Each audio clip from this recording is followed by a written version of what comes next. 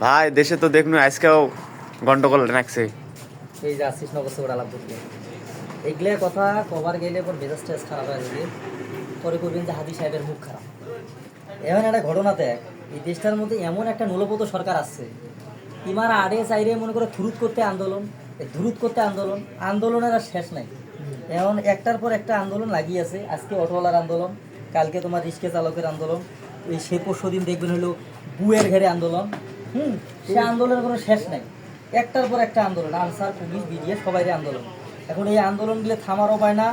এমআরপির মনে করো যে কোনো যে একটা ইয়ে করবে, সমাধান দিবে, সেটাও পাইতেছে না।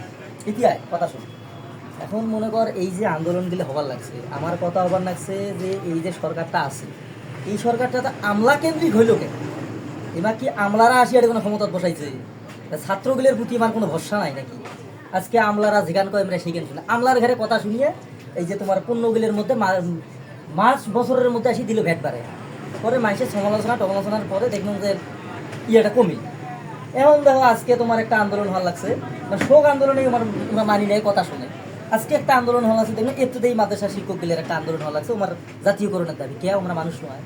এই এলিট শ্রেণী যেগুলো আছে ঢাকা সহ বাংলাদেশের যেগুলো মানুষ আছে বড় লোক শ্রেণীর, এমরা তো এবার মানুষে মনে করে কে এবার গেলে টেয়া পয়সা নাগে না, এবার কি বউ ছাওয়া নাই বাড়ি?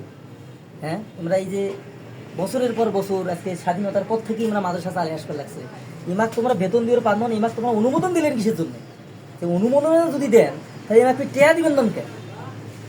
এই হলো অবস্থা। তোমার আমলার ঘরে খালি গোয়া খান তলদি ধরিয়ে আছে এই সরকার।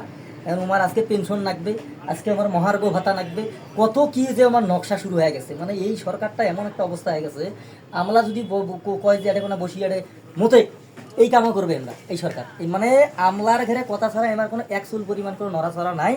আমলারা আজকে যেটা কয় আমরা সেটাই শুনে। অথচ এই আন্দোলনটা হইল তোমার বৈষম্য বিরোধী আন্দোলন, যেটাই আমলার ঘরে ক্ষমতা কমানোর জন্য, যেন তোমার মানুষের হইলো তাও কেনা দেখাও, তাও এই যে কথাগুলি শুনবে তাও দেখবার নয়, এটা কোনো এটি আয় হন। এখন এই যে আমলার গেলের কথা আমরা সেদিন ওই যে আমলার ঘরে একটা সংস্কার আন্দোলন হইলো, কইলো যে সংস্কার করবে, কি জানি একটা সংস্কার করবে।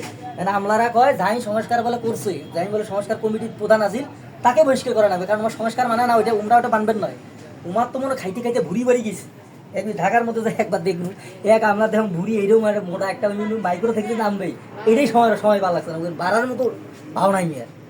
এইরকম হলে আমরা শ্রেণী পুষ করে রাখছি আমরা সরকারের মধ্যে, দেশের মধ্যে। উমাকে টেয়া দিতে আমার টেয়া শোক শেষ, আমার বছরের মতো আমার ভ্যাট পারা লাগে কে। কয়দিন আগে সিমের ফির ভ্যাট বাড়াইলো। দূর এগুলো কথা না, মেজাজ টেজ খারাপ হবে, মাথা টাথা নষ্ট হলে কিছু মানুষ মানবে না, তুই সত্য সর সর সর